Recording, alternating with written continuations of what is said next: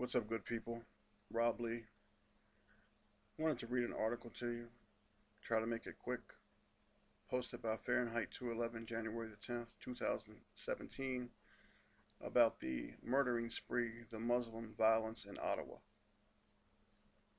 It seems that this capital in Canada, their violence has gone up immensely because of, yeah, that's right, Muslims.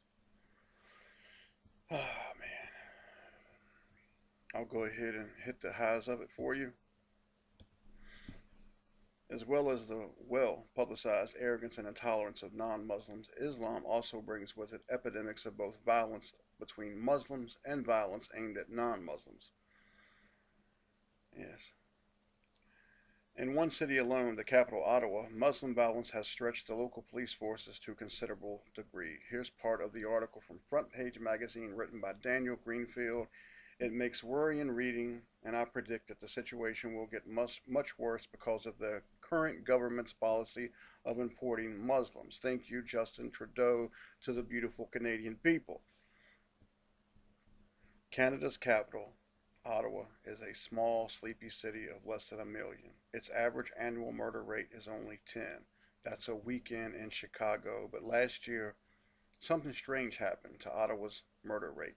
It shot up 24 homicides. The last two murders were of Somali Muslim sisters Asma and Nasiba. Their murderer was their brother, Musab.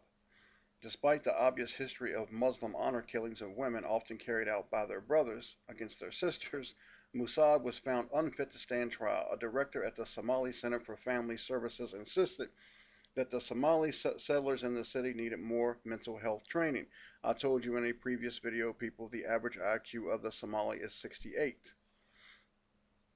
There were an estimated 66,000 Muslim settlers in the Ottawa metropolitan area. Despite forming some 5% of the population, they are startlingly overrepresented in Ottawa's murders. In 2016, Ottawa ended with a Muslim murder in December, and it began with a Muslim murder in January.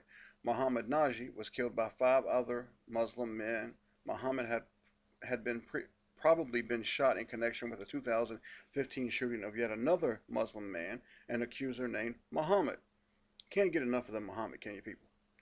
And we mustn't confuse Mohammed with Mohammed. It's all Greek to me, brother. The other Muhammad, a Kuwaiti immigrant, had been a suspect in multiple shootings the previous year and had spent 2 years in prison for sexual assault.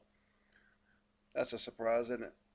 And at January's end, Marwan Arab, Ottawa's second homicide victim, was shot along with his cousin. Both men were members of the Algonquian Muslim Students Association. One of the Arab cousins allegedly had links to a terror suspect. That's a shock, too. The shooting led to more arrests of Muslims for plotting another attack. Another shocker. In March, Christina Volznik became Ottawa's 6th murder victim. The 24-year-old college student was murdered by her ex-boyfriend, Behnam Yali. Yali, a drug smuggler, was represented by a lawyer who also specializes in refugee law. 24 hours after almost being allowed to walk free after pleading guilty to robbery, Idris Adougani was arrested for murdering Lonnie LaFleur, a 56-year-old former truck driver, by stabbing him in the back of the neck. This was Ottawa's 7th murder. Wow. Okay. Almost half of the total murders in Ottawa last year involved Muslims. The same has also been true for the previous year and the previous year. It certainly seems to me that the Canadian government's refugee and immigration policy is not beneficial for Canada as a whole or the Canadian people.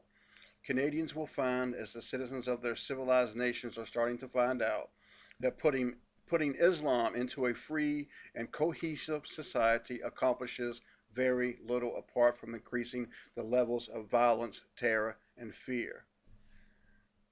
Amen. Share the article.